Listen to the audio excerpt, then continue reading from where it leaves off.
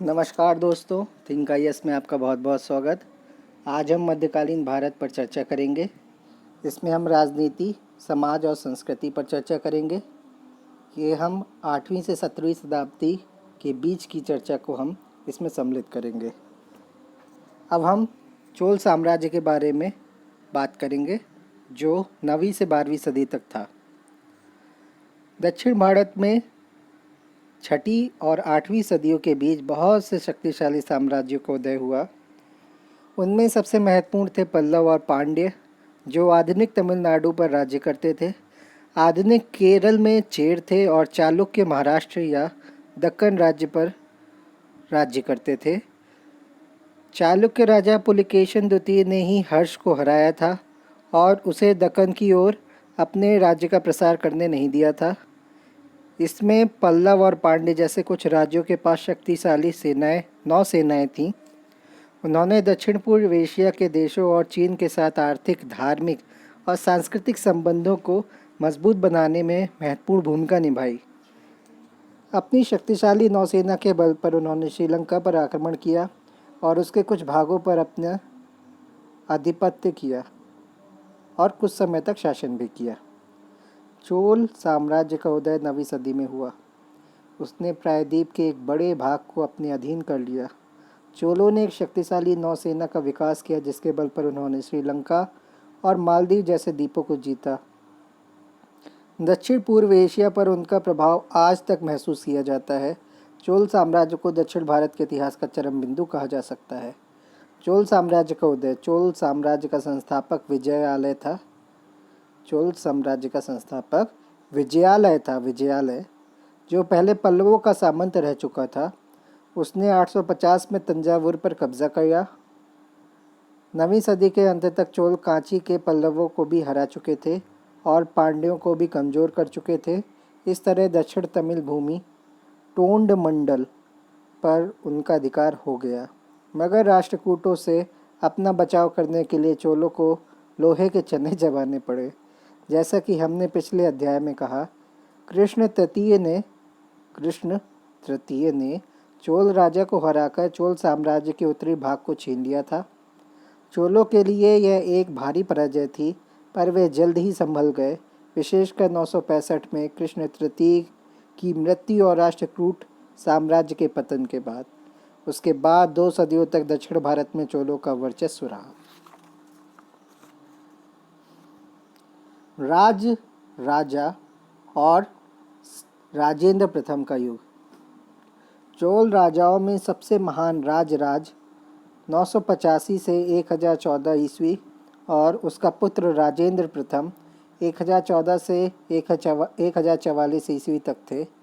राज ने कावेरी के कछार यानी डेल्टा समेत पूरे तमिल क्षेत्र को अपने एक शक्तिशाली राष्ट्र में एकजुट किया और उसके प्रभाव को उत्तर में स्थित कलिंग या उड़ीसा तक फैलाया।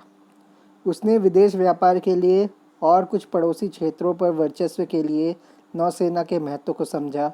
त्रिवेंद्रम में चेर नौसेना को हराया और क्वीलोन पर आक्रमण किया। फिर उसने मदुरै को जीता और पांड्य राजा को बंदी बनाया। उसने श्रीलंका पर भी आक्रमण किया और उत्तरी भाग को अपने साम्राज्य में मिला लिया। ये कृत्य उसकी इस इच्छा से प्रेरित थे कि दक्षिण पूर्व एशिया के देशों से होने वाले व्यापार को वह अपने अधीन लाए। कोरोमंडल तट मालाबार और दक्षिण पूर्व एशियाई देशों के साथ व्यापार के केंद्र थे। मालदीव की विजय उसके नौसैनिक कारनामों में से एक थी। राज ने कर्नाटक के गंग साम्राज्य के पश्चिमोत्तर भागों पर भी अधिकार किया और वेंगी को हराया। वेंगी यानी आंध्र प्रदेश। राजेंद्र प्रथम अपने पिता के जीवन काल में ही युवराज बना दिया गया था तथा सिंहासन पर बैठने से पहले ही प्रशासन और युद्ध की काफ़ी अनुभूति ले चुका था। पांड्य और चेर क्षेत्रों को पूरी तरह रौंदकर और उनको अपने राज्य में मिलाकर राजेंद्र प्रथम ने राज की विस्तारवादी नीति को आगे बढ़ाया।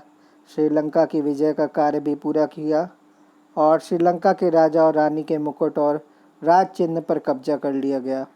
अगले 50 वर्षों तक श्रीलंका चोलों के नियंत्रण से मुक्त न हो सका। राजराज और राजेंद्र प्रथम ने अपनी विजय की पहचान के रूप में विभिन्न स्थानों पर शिव और विष्णु के अनेक मंदिर बनवाए। इनमें सबसे प्रसिद्ध तंजावुर का राजराजेश्वर मंदिर था, जो 1010 में पूरा हुआ। चोल राजाओं ने इन मंदिरों की दीवारों पर अभिलेख लिखवाने की प्रथा चलाई, जिनमें उनकी वजह के ऐतिहासिक वृत्तांत दिए जाते थे। यही कारण है कि चोलों के बारे में हम उनके पहले के राजाओं की अपेक्षा काफ़ी अधिक जानते हैं। कलिंग के रास्ते बंगाल तक का अभियान राजेंद्र प्रथम के शासनकाल के सबसे उल्लेखनीय कृत्यों में से एक था। इसमें चोल राजाओं ने या चोल सेनाओं ने गंगा नदी पार कर 2 स्थानीय राजाओं को हराया। यह अभियान, जिसका नेतृत्व एक चोल सेनापति ने किया, 1022 में चलाया गया और इसमें उसी रास्ते को उल्टी दिशा में अपनाया गया जिसे महान विजेता समुद्रगुप्त ने अपनाया था। इस विजय की स्मृति में राजेंद्र प्रथम ने गंगईकोंड चोल, गंगा का चोल विजेता की उपाधि ग्रहण की। उसने कावेरी नदी के मुहाने के पास अपनी नई राजधानी बनाई और उसका नाम गंगईकोंड चोलपुरम, गंगा के चोल विजेता का नगर रखा।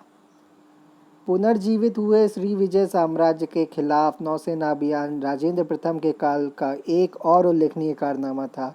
श्री विजय साम्राज्य, जिसे शैलेंद्र शासकों के अंतर्गत 10वीं सदी में पुनर्जीवन मिला, मलाया प्रायद्वीप, सुमात्रा, जावा और पड़ोसी द्वीपों में फैला हुआ था और चीन के साथ समुद्री व्यापार के मार्ग पर उसका नियंत्रण था। श्री विजय साम्राज्य के शैलेंद्र राजवंश के शासक बौद्ध थे और चोलों से उनके सौहार्दपूर्ण संबंध थे। शैलेंद्र राजा ने महत्वपूर्ण बंदरगाही नगर नागपट्टम में एक बौद्ध मठ भी बनवाया था और उसके आग्रह पर राजेंद्र प्रथम ने मठ की देखभाल के लिए एक गांव दान में दिया था। भारतीय व्यापारियों के राह की बाधाएं दूर करने और चीन के साथ चोलों के व्यापार का प्रसार करने की चोलों की इच्छा प्रत्यक्ष रूप से दोनों के बीच संबंध विच्छेद का कारण थी। इन अभियानों के फलस्वरूप कदारम या केड़ा तथा मलाया प्रायद्वीप और सुमात्रा के दूसरे बहुत से स्थान जीत लिए गए। चोल नौसेना इस क्षेत्र में सबसे शक्तिशाली रही और कुछ समय तक बंगाल की खाड़ी चोलों की झील बनी रही, पर शैलेंद्र शासकों के साथ हार्दिक संबंध जारी रहे, जैसा कि सुमात्रा से मिले एक टूटे फूटे अभिलेख से ज्ञात होता है, जिस पर 1088 की तिथि पड़ी हुई है। चोल शासकों ने चीन में अनेक प्रतिनिधि मंडल भी भेजे। ये अंशतः कूटनीतिक और अंशतः व्यापारिक थे। चोल प्रतिनिधिमंडल 1016 और 1033 में चीन पहुँचे। 70 सौदागरों का एक चोल प्रतिनिधिमंडल 1077 में चीन गया और एक चीनी वृत्तांत के अनुसार कांच के समान काफूर, जरी के वस्त्रों, गेंडों, सींगों, हाथीदांत आदि के रूप में दिए नजराने के बदले उसे ताम्र मुद्राओं की 81,800 मुद्राएं प्राप्त हुई, अर्थात 4 लाख रुपए से अधिक। व्यापार के लिए लाई गई सभी वस्तुओं के लिए चीनी लोग नजराना, ट्रिब्यूट शब्द का ही प्रयोग करते थे। चोल राजा बराबर चालुक्यों से लड़ते रहे, जिन्होंने राष्ट्रकूटों की जगह ले ली थी। इन्हें परवर्ती चालुक्य कहते हैं और उनकी राजधानी कल्याणी में थी। वेंगी, रायलसीमा, तुंगभद्र के दोआब उत्तर पश्चिम कर्नाटक के गंग शासित प्रदेश के नियंत्रण के लिए चोल और परवर्ती चालुक्य टकराते रहे। इस टकराव में किसी भी पक्ष को निर्णायक विजय नहीं मिली और अंततः दोनों ही राज्य थक कर चूर हो गए। यह भी प्रतीत होता है कि इस काल में युद्ध कठोर से कठोरतम होते जा रहे थे। चोल राजाओं ने कल्याणी समेत चालुक्य नगरों को रौंदा और लूटा तथा ब्राह्मणों और बच्चों समेत जनता का नरसंहार किया।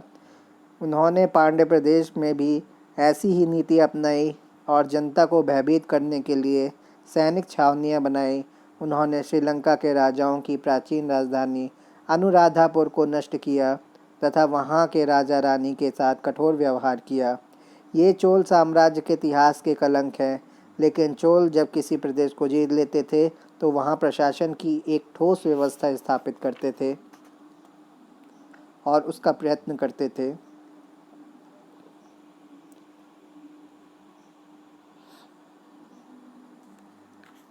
साम्राज्य भर के गांवों में स्थानीय प्रशासन को बढ़ावा देना चोल प्रशासन की उल्लेखनीय विशेषताओं में से एक था।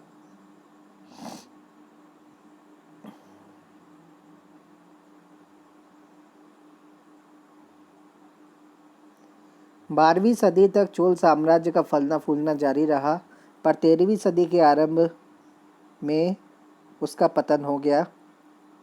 महाराष्ट्र क्षेत्र का परवर्ती चालुक्य साम्राज्य भी 12वीं सदी में समाप्त हो चुका था। दक्षिण में चोलों की जगह पांड्यों और होयसालों ने ले ली तथा परवर्ती चालुक्यों की जगह यादवों और काकतीयों ने ली। ये सभी राज्य कला और वास्तुकला के संरक्षक थे। दुर्भाग्य से एक दूसरे के खिलाफ बराबर लड़ते हुए, नगरों को रौंदते हुए, मंदिरों तक को न बख्शते हुए उन्होंने अपने आप को कमज़ोर कर लिया। अंततः 14वीं सदी के आरंभ में दिल्ली के सुल्तानों ने उन्हें नष्ट कर दिया। चोल शासक या चोल शासन स्थानीय स्वशासन। राजा पहले की ही तरह चोल प्रशासन में भी सबसे महत्वपूर्ण व्यक्ति था। समस्त सत्ता उसके हाथों में थी, पर उसको सलाह देने के लिए मंत्रिपरिषद भी होती थी। प्रशासन से बेहतर संपर्क बनाए रखने के लिए राजा प्रायः देश का दौरा करता था। चोलों के पास एक विशाल सेना थी जिसमें हाथी, घुड़सवार और पैदल सैनिक थे। इन्हें सेना के 3 अंग कहा जाता था। पैदल सेना आमतौर पर भालों और तलवारों से लैस होती थी। अधिकांश राजाओं के अपने अंगरक्षक होते थे जिनको अपना जीवन देकर भी राजा की रक्षा करने की शपथ दिलाई जाती थी। वेनिस का यात्री मार्को पोलो, जो 13वीं सदी में केरल आया था, कहता है कि राजा की मृत्यु पर उसके सभी अंगरक्षक उसी की चिता पर जल मरते थे। हो सकता है कि इस कथन में अतिशयोक्ति हो। जैसा कि हमने कहा, चोलों के पास एक शक्तिशाली नौसेना भी थी जिसका मालाबार और कोरोमंडल तट पर तथा कुछ समय तक बंगाल की पूरी खाड़ी पर वर्चस्व रहा। चोल राज्य में केंद्रीय नियंत्रण वाले क्षेत्र थे तथा विभिन्न प्रकार के स्थानीय नियंत्रण वाले ढीले ढाले प्रशासन वाले क्षेत्र भी थे। पर्वतवासी और वनवासी पूरे राज्य में बिखरे हुए थे। प्रशासन की बुनियादी इकाई नाडु था। इसमें अनेक गांव होते थे जिसके बीच नातेदारी का घनिष्ठ संबंध और अन्य दूसरे घनिष्ठ संबंध भी होते थे। तालाबों, कुओं आदि सिंचाई के साधनों के कारण या पर्वतवासियों और वनवासियों को खेतीहर बनाकर जब नए क्षेत्रों को कृषि के अंतर्गत लाया जाता था तो नाडुओं की संख्या बढ़ जाती थी। ब्राह्मणों और मंदिरों को दान में दी जाने वाली भूमियों का आकार बढ़ा और इन्होंने भी कृषि के प्रसार में सहायता पहुंचाई। दक्षिण तमिल या चोल प्रदेश में नाडुओं को मिलाकर वलनाडु बनाए गए। चोल राज्य को 4 मंडलों प्रांतों में बांटा गया था। कभी कभी राजकुमारों को प्रांतों का अधिपति बना दिया जाता था। अधिकारियों को राजस्व मुक्त भूमियों के रूप में पारिश्रमिक दिए जाते थे। चोल राजाओं ने राजमार्गों का एक जाल बिछा दिया जो व्यापार के लिए उपयोगी था और सेना की गति के लिए भी। चोल साम्राज्य में व्यापार और वाणिज्य का विकास हुआ तथा कुछ ऐसे विशालकाय व्यापार संघों या गिल्डों का उदय हुआ जो जावा और सुमात्रा से व्यापार करते थे। चोलों ने सिंचाई पर भी ध्यान दिया। इसके लिए कावेरी और दूसरी नदियों का उपयोग किया गया। सिंचाई के लिए अनेक तालाब बनाए गए। भू राजस्व में सरकार का भाग तय करने के लिए कुछ चोल राजाओं ने भूमि का विस्तृत सर्वेक्षण भी कराया, पर सरकार का भाग ठीक ठीक कितना था यह हम नहीं जानते। भूकर के अलावा, लैंड टैक्स के अलावा चोल राजाओं की आय व्यापार पर लगी चुंगी, पेशों पर लगे करों और पड़ोसी क्षेत्रों की लूट पर आधारित थी। चोल शासक समृद्ध थे और वे नगरों को बसाने और मंदिर समेत शानदार स्मारक बनवाने का बोझ उठा सकते थे। राष्ट्रकूट साम्राज्य के कुछ क्षेत्रों में हम गांवों के स्थानीय स्वशासन की पहले ही चर्चा कर चुके हैं। चोलकालीन अभिलेखों के कारण हमें चोल साम्राज्य के ग्राम शासन के बारे में अधिक जानकारी है। हमें 2 सभाओं का ज्ञान है जिनको ओर तथा सभा या महासभा कहा जाता था। ओर गांव की आम सभा थी, लेकिन हमें महासभा के कामकाज का अधिक ज्ञान है। यह ब्राह्मणों के गांवों में जिनको अग्रहार कहा जाता था, वयस्क पुरुषों की सभा होती थी। ये गांव ब्राह्मणों से आबाद थे तथा इनमें अधिकांश भूमि राजस्व मुक्त होती थी। इन गांवों को बहुत अधिक स्वायत्तता प्राप्त थी। गांव के मामले एक कार्यकारी समिति संभालती थी, जिसमें संपत्तिशाली शिक्षित व्यक्ति या तो पर्चियां डालकर या बारी बारी चुने जाते थे। जो कार्यकारी समिति थी, गांव के मामले में एक कार्यकारी समिति संभालती थी गांव के जितने भी मामले होते थे, जिसमें संपत्तिशाली शिक्षित व्यक्ति या तो पर्चियां डालकर या बारी बारी चुने जाते थे। हर 3 साल पर इन सदस्यों को पदमुक्त होना पड़ता था। भू राजस्व के आकलन और संग्रह, कानून व्यवस्था की रक्षा, न्याय आदि में सहायता के लिए दूसरी समितियां भी होती थी। महत्वपूर्ण समितियों में एक थी तालाब समिति, जो खेतों के लिए पानी के बंटवारे पर निगाह रखती थी। महासभा नई ज़मीनों को आबाद कर सकती थी तथा उन पर संपत्ति के अधिकार का प्रयोग कर सकती थी। वह गांव के लिए ऋण भी ले सकती थी और कर भी लगा सकती थी। इन चोल गांवों में प्रचलित स्वशासन एक बहुत सुंदर व्यवस्था थी। यह व्यवस्था दूसरे गांवों में भी कमोबेश सफल रही, लेकिन उनकी स्वायत्तता को सामंतवाद के विकास ने सीमित कर दिया, जिसकी चर्चा एक अध्याय में की जा चुकी है।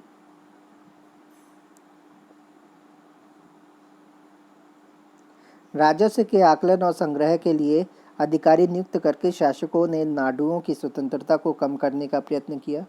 चोल शासन घरेलू और विदेशी व्यापार में वृद्धि के साथ बढ़ते नगरीकरण का काल था। नागपट्टनम चीन, श्रीलंका, दक्षिण पूर्व एशिया के नाविकों और अरबों के लिए व्यापार का एक प्रमुख बंदरगाह था। दस्तकारी और गैर खेतीहर मालों का भी व्यापार बढ़ा। इनमें मंदिरों की भी सक्रिय भूमिका रही। सांस्कृतिक जीवन, चोल शासन में भक्ति आंदोलन का और भी विकास हुआ। इसकी चर्चा हम अलग से करेंगे। इस आंदोलन का मंदिरों से गहरा संबंध था। चोल साम्राज्य के विस्तार और संसाधनों के बल पर चोल राजाओं ने विशाल मंदिर बनवाए, जैसे तंजावुर, गंगईकोंड चोलपुरम, कांची आदि। इन राजाओं के विशाल परिवार होते थे और विशाल महल भी, जिनमें भोजन कक्ष, लंबे चौड़े बाग और जीने आदि होते थे। उदाहरण के लिए हमें उनके सरदारों की 7 मंजिला और 5 मंजिला मकानों की बात सुनने को मिलती है। दुर्भाग्य से उस काल के महलों में एक भी नहीं बचा। दुर्भाग्य से उस काल के महलों में एक भी नहीं बचा। बात चोल राजधानी गंगईकोंड चोलपुरम आज तंजावुर के पास एक छोटा सा गांव है, मगर राजाओं और मंत्रियों के शानदार महलों और धनी सौदागरों के रहने के उतने ही शानदार मकानों के वृत्तांत उस काल के साहित्य में मिलते हैं। दक्षिण में मंदिर निर्माण की कला चोल राज्य में ही चरम पर पहुंची। इस काल में वास्तुकला की जो शैली प्रचलित हुई उसे द्रविड़ कहा जाता है, क्योंकि यह लगभग दक्षिण भारत तक ही सीमित थी। इस शैली की प्रमुख विशेषता गर्भगृह के ऊपर मंजिल दर मंजिल बनाते जाना है। इस शैली की प्रमुख विशेषता गर्भगृह के ऊपर मंजिल दर मंजिल बनाते जाना है। मंजिलों की संख्या 5 से 7 तक होती थी और उनकी एक खास शैली थी जिसे विमान कहते हैं।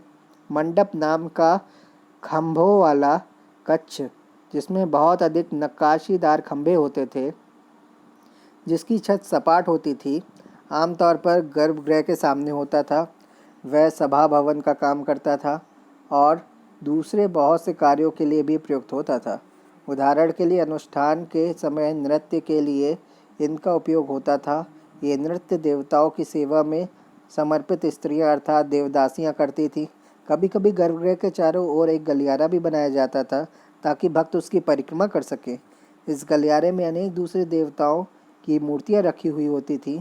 पूरा ढांचा एक खुले दालान के बीच होता था। इसके चारों ओर ऊंची दीवारें होती थी और इन दीवारों में ऊंचे ऊंचे भव्य द्वार होते थे, जिनको गोपुरम कहा जाता था।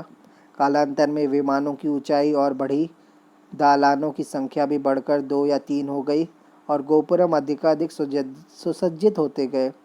इस तरह मंदिर लघु नगर या महल बन गए और उनमें पुरोहितों एवं दूसरे बहुत से लोगों के रहने के लिए कमरों की व्यवस्था भी होती थी।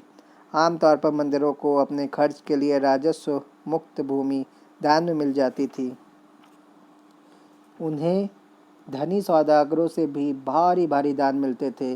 कुछ मंदिर तो इतने समृद्ध हो गए कि वे व्यापार करने, ऋण ब्याज पर देने और व्यापारिक उद्यमों में भाग लेने लगे। वे कृषि के सुधार, तालाबों और कुओं की खुदाई आदि पर तथा सिंचाई की नालियों की व्यवस्था पर भी धन खर्च करते थे। मंदिर निर्माण कला की द्रविड़ शैली का एक आरंभिक उदाहरण कांचीपुरम में 8वीं शताब्दी का कैलाशनाथ मंदिर है। लेकिन इस शैली का सबसे सुंदर और सुसज्जित उदाहरणों में से एक है लेकिन इस शैली के सबसे सुंदर और सुसज्जित उदाहरणों में से एक है तंजावुर का बृहदीश्वर मंदिर, जिसे राज प्रथम ने बनवाया था। इसे राजेश्वर मंदिर भी कहते हैं क्योंकि मंदिरों के दालानों में राजाओं और रानियों की मूर्तियां लगाना चोलों का कायदा था। गंगईकोंड चोलपुरम का मंदिर टूटी फूटी हालत में है, पर वह चोल काल की मंदिर निर्माण कला का एक और सुंदर उदाहरण है।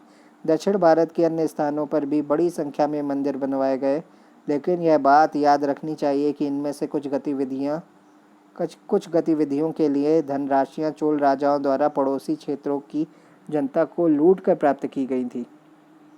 चोलों के पतन के बाद कल्याणी के चालुक्यों ने और होयसलों ने मंदिर निर्माण का काम जारी रखा।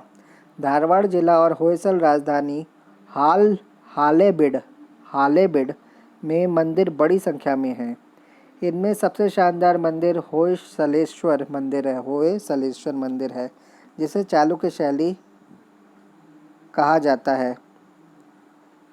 यह उस शैली का सबसे अच्छा उदाहरण है। देवताओं और उनके स्त्री पुरुष सेवकों, यक्षों और यक्षिणियों की मूर्तियों के अलावा इन मंदिरों में सुंदर नक्काशी वाली पट्टिकाएं हैं जो एक व्यस्त जीवन का परिदृश्य प्रस्तुत करती हैं, जैसे नृत्य, संगीत तथा युद्ध और प्रेम के दृश्य।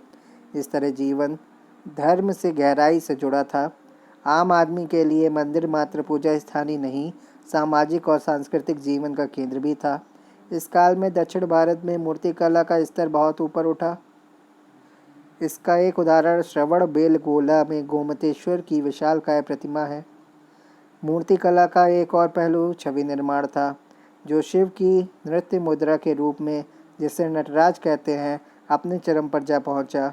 इस काल के नटराज की मूर्तियां, खासकर वे जो कांसे की बनी होती थी, सर्वश्रेष्ठ मानी जाती है। भारतीय और विदेशी संग्रहालयों में इसके अनेक सुंदर नमूने देखने को मिलते हैं। इस काल में विभिन्न राजवंशों के राजाओं ने कला और साहित्य को भी संरक्षण। संस्कृत को उच्च संस्कृति की भाषा माना जाता था और अनेक राजा, विद्वान और दरबारी कवि उसमें रचनाएं करते थे। फिर भी इस क्षेत्र की भाषाओं में साहित्य का विकास इस काल की एक उल्लेखनीय विशेषता थी। तमिल प्रदेश में छठी और नवीं सदियों के बीच नयनार और अलवार कहलाने वाले अनेक लोकप्रिय संत हुए, जो क्रमशः शिव और विष्णु के उपासक थे। 12वीं सदी के आरंभिक भाग में इन संतों की रचनाओं को तिरुमुराई नाम से 11 जिल्दों में संकलित किया गया। इसे पवित्र माना जाता है और 5वां वेद समझा जाता है। तिरुमुराई को कंबन को 11वीं सदी के उत्तरार्ध और 12वीं सदी के आरंभिक भाग का कवि माना जाता है। इस काल को तमिल साहित्य का स्वर्ण युग कहा जाता है या कहा गया है। कंबन कृत रामायण को तमिल साहित्य का एक क्लासिक माना जाता है। ऐसा समझा जाता है कि कंबन एक चोल राजा के दरबार में रहते थे। दूसरे बहुत से लोगों ने भी रामायण और महाभारत से विषय ग्रहण किए और इस तरह वे इन महाकाव्यों को जनता के और पास ले आए। तमिल के बाद कन्नड़ इस काल में साहित्यिक भाषा बनी। राजपूत, चालुक्य और होयसल शासक कन्नड़ और तेलुगु दोनों को संरक्षण देते थे। राष्ट्रकूट राजा अमोघवर्ष ने कन्नड़ में काव्यशास्त्र पर एक पुस्तक लिखी थी। कन्नड़ के विकास में अनेक जैन विद्वानों का भी योगदान रहा। पंपा, पोन्ना और रन्ना कन्नड़ काव्य के 3 रत्न माने जाते हैं। पंपा, पोन्ना, रन्ना कन्नड़ काव्य के 3 रत्न। हालांकि वे जैन धर्म से प्रभावित थे, पर उन्होंने रामायण और महाभारत के लिए गए महाभारत और रामायण से लिए गए विषयों पर भी लिखा है। ननया ने, जो एक चालुक्य राजा के दरबार में था, तेलुगु में महाभारत की रचना आरंभ की। उनके शुरू किए गए काम को 13वीं सदी में टिक्कन्ना ने पूरा किया। तमिल रामायण की तरह तेलुगु महाभारत भी एक क्लासिक रचना है जिसने बाद के अनेक लेखकों को प्रेरित किया। अनेक लोक विषय भी मिलते हैं जो संस्कृत पर आधारित नहीं है तथा जनता की भावनाओं और अनुभूतियों को प्रतिबिंबित करते हैं। उन्हें तेलुगु में देसी अर्थात ग्राम्य कहा जाता है। इस तरह हम देखते हैं कि 8वीं से 12वीं सदी तक का काल दक्षिण भारत में क्षेत्रीय राज्यों के विकास और क्षेत्रीय एकीकरण का ही काल नहीं था, बल्कि यह सांस्कृतिक विकास तथा व्यापार और वाणिज्य और कृषि के विकास का काल भी था। धन्यवाद।